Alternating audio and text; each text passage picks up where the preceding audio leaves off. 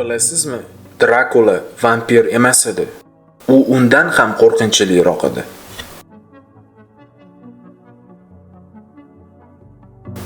Barchamiz taniydigan Drakula haqiqatdan ham vampir bo'lgan deb o'ylaysizmi? Aslida u inson edi.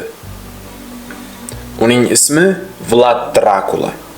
Tarixda esa uni qoziqqa o'tkazuvchi Vlad deb atashgan. U shunchalik shafqatsiz ediki, dushmanlarini oddiygina o'ldirmas edi. Ularni tiriklayin qoziqqa o'tkazar edi. Ba'zi tarixiy manbalarga ko'ra, u 40 mingdan ortiq odamlarni xuddi shu usulda o'ldirgan. Lekin eng qiziq joyi, u vampir bo'lmagan. U hech qachon qon ichmagan. Bu afsona keyinchalik yozuvchi Bram Stoker tomonidan yaratilgan. U Vlad haqidagi dahshatli hikoyalarni olib, uni abadiy yashaydigan vampirga aylantirdi. Bugun biz biladigan Drakula bu tarix va fantaziyaning aralashmasi hisoblanadi.